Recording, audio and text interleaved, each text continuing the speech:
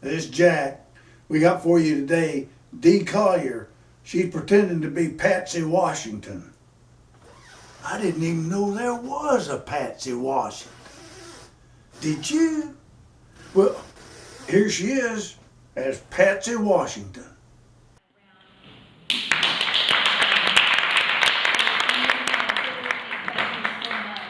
But yes, most people do call me Martha Washington, but do you know my friends and family all call me Patsy? So please refer to me as Patsy. And if you have any questions, please go ahead and ask me those questions too, maybe afterwards. My goodness, it's nice to be here. It's nice to be in a warm climate. My goodness, I grew up in Virginia, and it's very cold there most of the time. But I tell you one thing that's warm all the time is my heart towards my George. I'll never forget the first time that he and I spoke. It was at a cotillion in Williamsburg in 1758. You see, my first husband, Daniel Patsys, and my first two children, little Daniel and little Francis, had both all passed away when this cotillion was about to take place, and all of my friends said, "You must go and meet all of the eligible young bachelors." The only one who caught my eye was Colonel George Washington. But he looked so skinny. Oh my goodness, he had just returned from a battle in the French and Indian War, and his uniform hung on him. He told a friend later he was surprised that I would even speak to him. You see, he had pock marks in his face. He and his brother Lawrence, his brother Lawrence had consumption and eventually passed away from that. But the doctors had told Lawrence to go to Barbados, an island, a beautiful island in the Caribbean, to be able to get well. I'm sorry to say that it didn't happen. It didn't work. And George, while he was there, got smallpox. Well, actually, it was probably, doctors told us later, what kept George and me from being able to have children of our own. But when we married, he became a husband to me and a father to my two children who were surviving from my marriage to Daniel. They were, little Patsy was 6, and Jackie was 8 when we married. Oh my goodness, George doted on them with all the love that he has shown me all these years. He even had the best doctors look at little Patsy. She had seizures. Doctors had no idea what to do for her. One evening when little Patsy was a teenager, she said she wasn't feeling very well, and she went upstairs to go to bed. We heard a thud. George ran up the stairs, and I got up there as soon as I could, but while I was going upstairs, I heard great sobs emit from his throat as he was repeating prayers for the dying. He had seen so much death on the battlefield that he knew that little Patsy was not going to make it. I had now buried 3 of my children. George encouraged Jackie, who was away at college, to come home to console me. Jackie wasn't a very good student, so it's probably just as well that he came home. A few months later, he married a wonderful young lady named Nellie. It was such a consolation to have her there that she became like a daughter to me in those dark days ahead. We were also remodeling Mount Vernon, and that gave me a lot to think about. It wasn't just in our family that there were difficulties arising. Throughout the colonies, there was rumblings about the difficulties between England and the colonies. They were making some of the strangest rules for us. Do you know that we weren't allowed to purchase things directly from places in the colonies? For example, what size shoes my children were wearing 4 months after I ordered them, I never could understand that. Because we would pay money to a store in the colonies The money was sent across the ocean by ship to a store in England, and they would then send the shoes for my children or other items back to the shoe store or to the hardware store and general store right there in the colony. 4 months later. Sometimes my children had outgrown their shoes before they even came back. Then they closed the port of Boston, and that really riled the colonies. People would gather many times at my dining room table, Patrick Henry and many others, talking about the fact that we needed to go to war. We needed to be our own country. We wanted freedom. War meant dysentery, other diseases, dirty water. It meant separation from loved ones, internal strife. But war was coming, and we knew it. George was elected to be an official and a delegate to the First Continental Congress, September of 1775. Now, my George, and I always call him my poor old man, even though he's younger than I am, about 9 months younger. I called him that because he would sometimes come up with these strangest things. He's a brilliant man.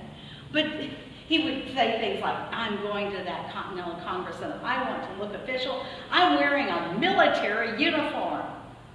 The only military uniform he had was his British one from the French and Indian War. Yes, you see why I'm calling him my poor old man.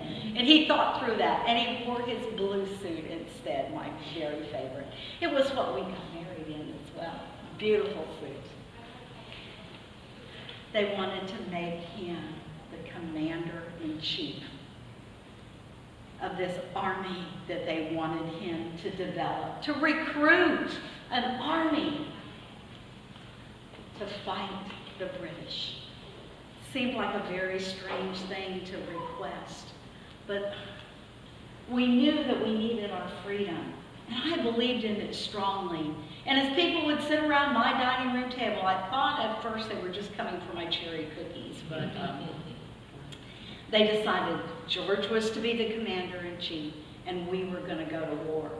Little skirmishes had already begun before we declared our independence from Great Britain in 1776. Do you know they never declared war on us? Because if they had, they would have been recognizing us as an independent country. So fight them we did, and determination. Now, there were many people with split loyalties.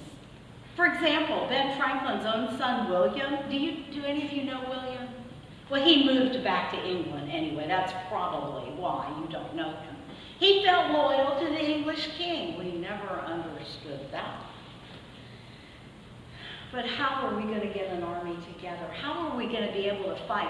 Like our muskets, for example, were not very good. They were cumbersome to carry, very inaccurate. They were, the gunpowder, if you were in a rainstorm, if you were going across a river, the gunpowder was useless. Ben Franklin came up with a very brilliant idea. He said, we have plenty of timber around here. Let's make the longbow the weapon of choice. You could make those materials very quickly, but do you know what the only problem with that is? It's okay to answer.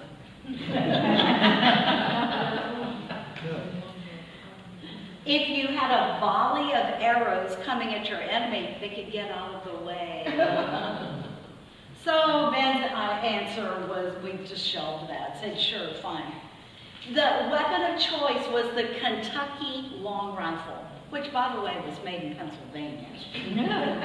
But it was much lighter weight, and it was much more accurate than the muskets we had. But we really didn't have much money for that. The war began, and by October, Jackie and Nellie and I realized that George was not going to be able to come home for Christmas. We took Christmas to him. We loaded up 2 wagons and took Christmas presents for George, some of his favorite foods, and supplies for the men too, because we understood that they needed to get things mended, they needed knitting materials to make socks for our men as well. It took me 2 weeks to go from Mount Vernon to Cambridge near Boston, where George spent the first winter. See, most of the battles took place in the spring and summer, so every winter I went to be with George. I thought I was there to encourage George and encourage the men, but as I was working day and night in helping those who had been wounded and sick, they're the ones who encouraged me. On my way to Cambridge, George had insisted that I get a smallpox vaccine. They would take the pus from an actual smallpox person who may have even died from the disease and scratch it under the skin, giving us a slight case of it. I only had a slight fever. But George eventually made it a rule that everyone in camp would have to get a smallpox vaccine. And I'm not sure if my time. You'll leave this morning more. Okay. Well, that was just the first winter that we were there at Cambridge. And I spent every winter with George. But let me tell you one thing that happened that winter, that spring or June when I came home.